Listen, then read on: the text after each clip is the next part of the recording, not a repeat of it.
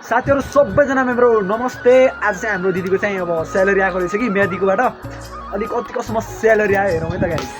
ल दिदी त्यो अहिले सुइगम चबाउन छोडिदिनुहोस् के अब तपाईँ। ल खै स्यालेरी कति आयो हेरौँ पैसा।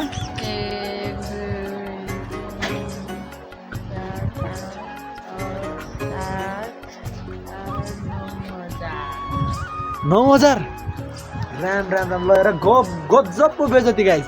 40 दिन ड्युटी गरेर 9,000 रुपियाँ आयो अरे। ल अब के अचम्मको यो विषयमा तपाईँले के छ भन्नु?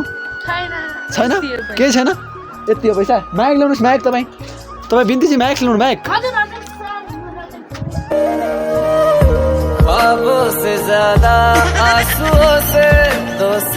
म्यादीजी तपाईँ के 2 शब्द बोलिदिनुहोस् म्यादीजी तपाईँ। ल ल यता आउनुहोस् तपाईँ पहिला तपाईँ पत्रकारको नाम भन्नु सुरुमा। तपाईँ पत्रकारज्यू। दर्शकबिन मेरो नाम हो असाई लाले होइन झुमा विश्वकर्मा। असाई झुमा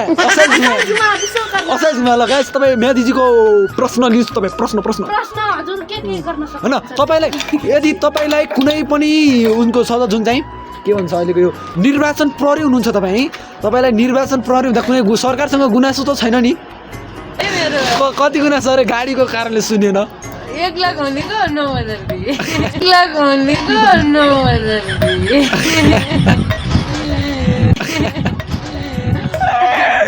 सो गाइस यो चाहिँ धेरै कमेडी छ जुन चाहिँ एकदम धेरै फन्नी मुभमेन्ट छ। चाहिँ 1 लाख हुनु तपाईलाई चाहिँ 5,000 कि 9,000 9,000 तपाईँ केही प्रश्न बोलिदिनुहोस् न पत्रकारज्यू। तपाईले देशको लागि गर्नुभएको कि पैसाको लागि गर्नुभएको? पैसा